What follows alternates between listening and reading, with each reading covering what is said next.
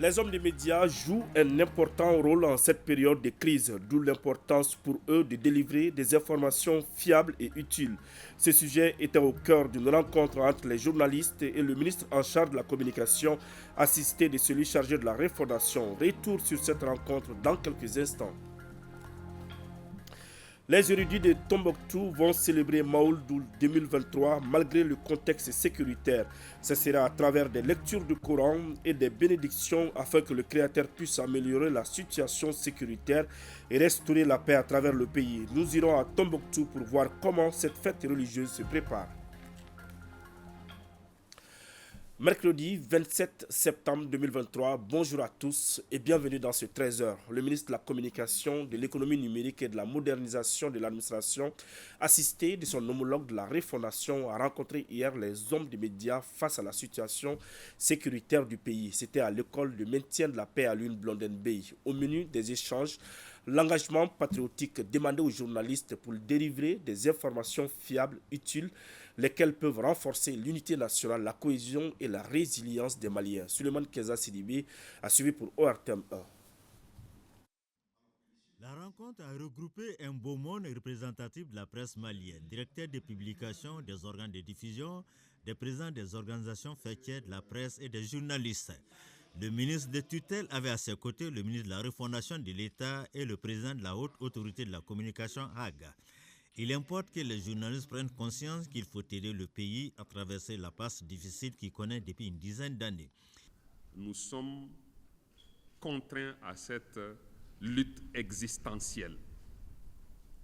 Depuis plus de 10 ans, nous nous battons contre l'hydre.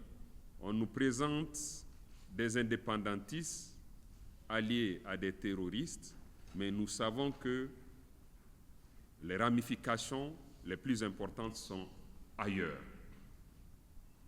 puisqu'il y a des commanditaires, il y a des sponsors, il y a des alliés. Les journalistes sont invités, au nom de l'intérêt supérieur de la nation, de livrer des informations fondées, justes et utiles, accorder du crédit à ce que font les femmes sur le terrain pour libérer le pays de la horde des djihadistes en ces heures difficiles pour le Mali. La culture du patriotisme, la résilience de notre peuple face aux difficultés, et puis le renforcement de la cohésion sociale en évitant l'amalgame et en ayant vraiment un discernement pour que le peuple malien continue à consolider ces liens sociaux qui sont le principal gage de notre paix, de notre sécurité et de notre vivre ensemble. Les échanges ont été des fois très houleux. Ils ont porté sur la différence à faire entre les journalistes et les animateurs des réseaux sociaux, l'assistance apportée à la presse pour la communication stratégique, la régulation des informations sur les réseaux sociaux et surtout à ne pas semer la discorde entre les enfants du pays de Modibo Keïta. Ouverture des travaux de la session inaugurale de la conférence épiscopale en présence du ministre des Affaires religieuses, du culte et des coutumes.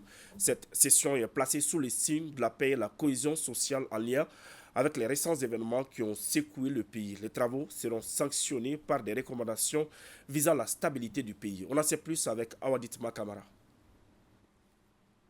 La première session ordinaire des évêques du Mali au titre de l'année 2023 se tient dans un contexte marqué par les événements tragiques qui ont endeuillé la nation. Il s'agit de l'attaque du bateau Tombouctou, un crime odieux que condamne la conférence épiscopale ou conférence des évêques avec la dernière énergie. Les évêques du Mali saluent par ailleurs l'institutionnalisation de la semaine de la réconciliation dont la deuxième édition vient de s'achever. Ce sont là autant de sujets qui feront l'objet d'échanges approfondis au cours de cette session. Ce qui se passe, ce qui s'est passé nous concerne et nous prions pour que Dieu accueille dans sa demeure éternelle ceux et celles qui nous ont devancés et que Dieu protège notre pays, le Mali. Amen. C'est aussi l'occasion pour nous de dire que la semaine de réconciliation que nous venons de vivre, je dirais même que nous sommes en train de vivre parce que la réconciliation devait être une priorité pour nous. Et comme ministre chargé des cultes, vous voyez, la réconciliation, nous en avons besoin, se réconcilier avec Dieu, d'abord, se réconcilier avec son frère, sa sœur, et se réconcilier entre Maliens. Le gouvernement attache du prix aux différentes recommandations qui seront issues de cette session du collège épiscopal. La voix de l'exécutif est portée par le ministre en charge des affaires religieuses. Je suis à l'archevêché au nom du président de la transition, chef de l'État, pour dire combien l'État est avec eux, combien ils ont le soutien de l'État, combien l'État est soucié de tout ce qu'ils font pour l'État dans le cadre du développement du pays, dans le cadre de l'orientation positive de la population malienne vers le droit chemin. La semaine pastorale diocésaine est l'instance suprême au cours de laquelle les évêques en toute objectivité évoquent la situation des églises, mais aussi de l'actualité du pays. In fine, donner les grandes orientations pour mieux vivre l'année pastorale.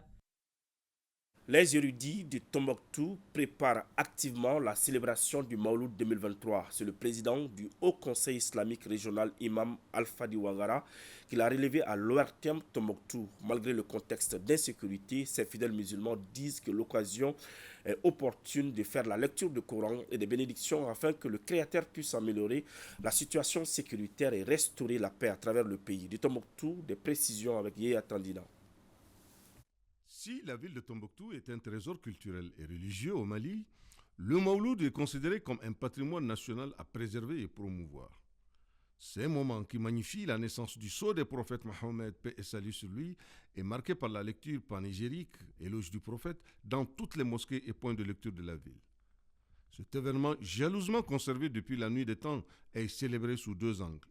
L'angle spirituel qui consiste à adopter le bon comportement suivi des éloges et l'angle festif qui consiste à permettre aux communautés de se retrouver, se pardonner et échanger sur les questions de la vie quotidienne. En tant que musulmans, en tant que pieux, nous sommes obligés de fêter le Mawlud, d'être contents du Mawlud, de l'avènement de Mohammed sallallahu alayhi wa sallam. Le Mawlud, pour dire que le Mawlud, c'est magnifier la valeur intrinsèque du prophète Mohammed alayhi wa sallam.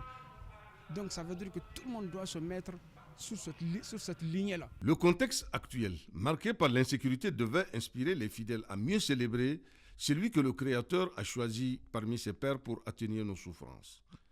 Les préparatifs vont bon train assainir la devanture de la mosquée Sidi Yahya, un point d'attraction des visiteurs. Nous avons bel et bien célébré ça avant le 2012 et après 2012. Et nous continuons à le célébrer. Nous ne lâcherons pas de magnifier le prophète alayhi salatu wassalam. Nous ne lâcherons jamais de magnifier le prophète alayhi salatu wassalam tant que nous vivons. Parce que c'est de cela que nous aurons la paix et la sécurité. Initié par Abdul Kassim Al-Touati, les communautés de Tombouctou en ont fait du Mawlud une fête de rassemblement, de cohésion sociale et de paix. La cité des rails vient de vibrer au rythme de la 4e édition du Labo Kaysien de la mode, une fête qui regroupe des jeunes créateurs en coupe et couture, ainsi que des mannequins du Mali et d'ailleurs afin de valoriser nos tissus traditionnels. Les temps forts de cette 4e édition avec Kaba Diakité. Un défilé des jeunes créateurs et un concours top modèle ont rehaussé l'éclat de la cérémonie de cette 4e édition du Labo Kaysien de la mode. Il s'agissait pour les organisateurs, au cours de cette activité, de montrer au grand public le savoir-faire de ces jeunes créateurs, un savoir-faire dont ils sont prêts à le partager avec les apprenants. C'est pour que les jeunes comprennent que tout le monde peut avoir de la chance de s'épanouir et de réussir dans son domaine, dans son pays, sans être obligé de prendre le chemin de l'aventure. Il suffit d'y croire et de travailler. Non à l'immigration irrégulière, oui à l'entrepreneuriat jeune, c'est le slogan du Labo Kaysien de la mode. C'est ma première fois au Mali et j'aime bien ce que les Maliens ils sont accueillants et puis ce que moi j'aurais à dire qu'il faut que la jeunesse malienne encourage les défilés et puis les articles de mode en fait. À Kay, on est dans une région dans laquelle l'immigration clandestine est un fléau. Ce n'est plus clandestine, maintenant on dit immigration irrégulière. Alors pour moi, il y a tellement de trucs ici à Kay, et Kay qui fait vraiment frontière à beaucoup de pays. Il y a tellement de trucs ici à Kay que je vois c'est plus important que d'aller s'immigrer sur une autre terre qui n'est pas le sien. Cette activité a pour but de montrer à la jeunesse kaysienne que c'est possible de rester et de devenir quelqu'un. Peu importe qui tu es, peu importe où tu es, il suffit juste d'entreprendre et d'apprendre un savoir-faire, un métier, oui. Auparavant, une formation avait été faite sur l'immigration irrégulière et l'entrepreneuriat jeune à l'endroit de la jeunesse caïsienne. De Caï, Cap sur Ségou, l'ONG ASDAP, en collaboration avec l'ensemble des acteurs impliqués dans la lutte contre les VBG, violences basées sur le genre, met en place un plan de communication harmonisé dans la prise en charge holistique de cas de VBG. C'est à la faveur d'un atelier de 3 jours qui a débuté ce lundi dans la capitale de Balanza. Honoré Tchenou et Bassi Traoré.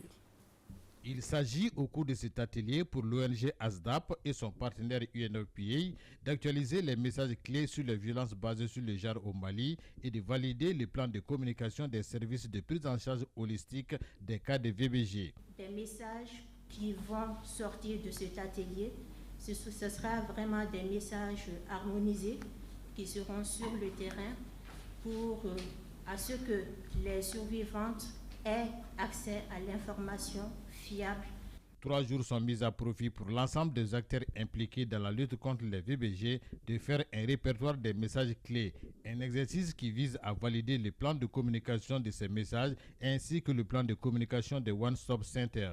Cette activité contribuera à la mise à disposition des outils appropriés, adéquats, les nouveaux messages et le plan de communication sur les centres de prise en charge holistique des cas de violences basées sur les genres. L'appui des différents partenaires techniques et financiers a été salutaire. Il s'agit notamment du Fonds des Nations Unies pour les activités des populations, de l'Espagne, de l'initiative Spotlight du Canada, de la Suède, de l'Italie et des fonds qui ont permis d'appuyer la fonctionnalité des centres dont nous suivons avec intérêt les activités qu'ils mènent dans les différentes régions et en particulier à Ségou. C'est pour contribuer à la mise en œuvre de la stratégie nationale sur les violences basées sur le genre que se tient le présent atelier. Un document et référentiel harmonisé sera mis à la disposition de tous les acteurs. À Mopti, les principaux organismes chargés de l'application de la loi incluant l'identification des spécimens et les permis sur le commerce international des espèces de faune et de flore sauvages menacées d'extinction renforcent leurs capacités. Cet atelier doit permettre aux acteurs de s'imprégner à travers des cours théoriques et pratiques de la loi régissant leur rôle et responsabilités dans la restauration de l'écosystème. Aminata Touré pour le compte-rendu. Cet atelier s'inscrit dans le cadre du projet Gestion communautaire des ressources naturelles qui résout les conflits, améliore les moyens de subsistance et restaure les écosystèmes dans l'ensemble de l'aire de répartition des éléphants. Les chargés de contrôle, la douane et les eaux-forêts, c'est des agents qui sont chargés de contrôle et de saisie. Et ces 2 entités sont là pour être à niveau. On va avoir des agents bien formés. Et des agents bien formés vont appliquer les lois et les textes à hauteur de souhait. Durant 2 jours, les participants venus des régions de Tombouctou, Douanza et Mopti seront édifiés entre autres sur l'identification des spécimens et les permis sur le commerce international des espèces de faune et flore sauvages menacées d'extinction connues sous son sigle CITES. Cet atelier est d'une importance capitale pour la Direction générale des eaux et forêts parce que ceci permettra de circonscrire tant que faire se peut le commerce illicite des spécimens de faune et de flore sauvages. Nous devons prendre toutes les initiatives en termes de dispositions réglementaires et de vigilance pour assurer le plein épanouissement dans leur aire de répartition naturelle qui est la réserve de biosphère du Gourmand. La protection des éléphants est une volonté manifeste et affichée de l'État à travers le ministère de l'Environnement, de l'Assainissement et du Développement durable et la Direction générale des eaux et forêts. L'activité se tient grâce à l'appui financier du Programme des Nations Unies pour le développement PNUD et du Fonds pour l'environnement mondial FEM. C'est la fin de ce journal. Merci de l'avoir suivi. Bonne suite de programme sur ORTM 1.